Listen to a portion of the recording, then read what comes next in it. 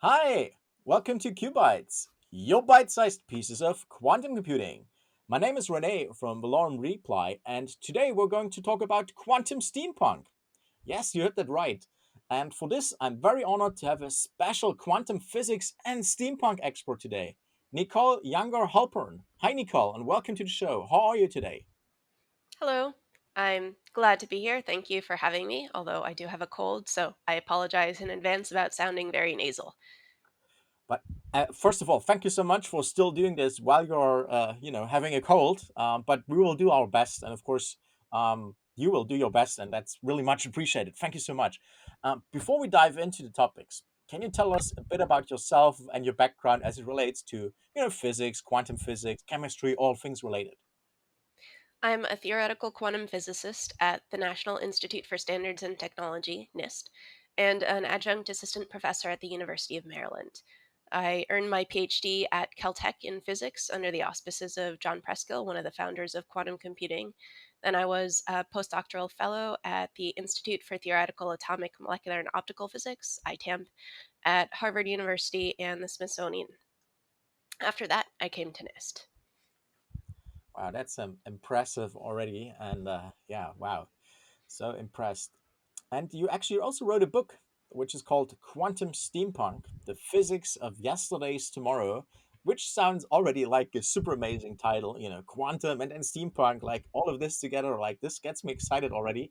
But can you tell us what it is about, and maybe you can also share some examples how the industrial revolution is meeting a quantum technology revolution? Probably first I should explain what steampunk is. Steampunk is a genre of literature, art, and film. Steampunk stories are set in the Victorian era, so the 1800s. And they combine these old settings with some of the earliest factories, people in top hats and full skirts, and also futuristic technologies such as automata, time machines, and flying ships. So steampunk has this lovely sense of adventure and exploration that comes from marrying the old with the new. That is precisely, I believe, the spirit of quantum thermodynamics. The quantum thermodynamics is a field that has boomed over the past decade. Thermodynamics is the study of energy. It was developed during the Victorian era. The Industrial Revolution had just happened. Engines were powering factories for the first time. People wanted to understand how efficiently engines could operate. So they developed the theory of thermodynamics to answer practical questions, although thermodynamics ended up covering fundamental questions such as why does time flow in only one direction? Since thermodynamics was developed during the 1800s, in large part, it was developed for large many particle classical systems. Systems over which we have great control and are making a lot of progress today include very small and quantum systems. So we need to extend thermodynamic concepts such as heat, work, even engines, and efficiency to the quantum realm. We can do that in part using the mathematical, conceptual, and experimental tools of quantum information science. So I see quantum thermodynamics as blending Victorian era thermodynamics with cutting edge and futuristic quantum information science. And so, really embodying quantum steampunk. Awesome. I love that. And thermodynamics, a very important field, of course. Um, so, second question, basically. Quantum computing and thermodynamics are merging into this scientific field that you mentioned. And it's, like you also said, it's quite accelerating today. Why is that? And can you also share some examples? Yes, as I mentioned, quantum thermodynamics as a field has boomed over the past decade. I believe one of the reasons is that quantum information science matured during the early 2000s. The toolkit of thinking about information processing and entropies and operational tasks, such as communicating over a noisy channel, crystallized in large part in the early 2000s. Now we could use this way of thinking in order to analyze quantum systems in terms of how they store and process information. So quantum information science began being began to be applied to many, many different fields of science, including chemistry, condensed matter physics, and computer science. And it also was applied to thermodynamics in order to reimagine it for the 21st century. There are loads of things happening in quantum thermodynamics, and I give something of an overview in my book. For example, a fun example consists of quantum thermal machines. So we can define engine cycles and refrigeration cycles that can be enacted on quantum systems. We can build quantum engines, quantum refrigerators, quantum batteries, and quantum ratchets. An example of such a quantum thermal machine that has been undergoing a lot of research lately is the quantum battery. So a results a few years ago showed that if you have a number of quantum batteries that consist of qubits and you want to charge them, then you can charge them at a greater power if you entangle them than if you don't.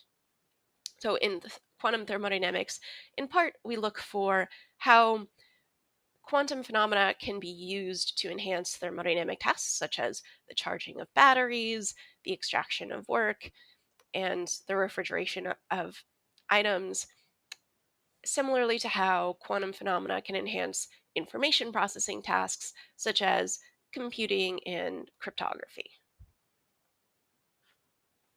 All right. I also noticed that for your book, you also have a short story contest, like a quantum steampunk short story contest. And what is it? How can people get involved there? The short story contest is run by the Quantum Thermodynamics Hub at the University of Maryland, which colleagues and I established this past September. The short story contest is open to everybody age 13 and up. Write a short story of at most 3,000 words in English with a steampunk style, set at least in part in the 1800s, and involving at least one quantum technology, either real or imagined. Submit your short story by January 15th, 2023 to us. You can Google Quantum Steampunk Short Story Contest and find the Maryland Quantum Thermodynamics Hub's website. There are fantastic prizes. We have $4,500 worth of prizes, including a $1,500 grand prize. Also, the judging panel is fantastic. We have experts from across quantum science and writing. For instance, we have as a judge Ken Liu, who is one of the leading lights of contemporary science fiction. He's won basically every large name science fiction prize you can think of. We expect the contest to be a lot of fun. So dream big and submit us what you come up with. Awesome. What about if folks use something like OpenAI GPT-3 to create a short story from an AI? How do you actually know it's not from a real human and it's coming from an AI, right? Like that's As a matter of fact, we were thinking about that when we formed the rules. And I've read a fair amount about the interesting collaborations between human artists and AI that have been used recently in creative contests. I would be delighted in the future to run an version of the contest that actually has a category for AI collaborations. This first version of the contest needs to be human only, so the rules do include a line about having written the entire work yourself. But we can think about alternatives for the future. well, we're already at the end of the show. Thank you so much, Nicole, especially with the cold you're having, that you were still able to join us today and talk about your fantastic book and also give your thoughts about some other topics there. It was very much appreciated. Thank you so much.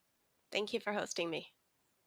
Well, and thanks everyone for joining us for yet another episodes of Qubites, your bite-sized pieces of quantum computing, and steampunk a little bit today.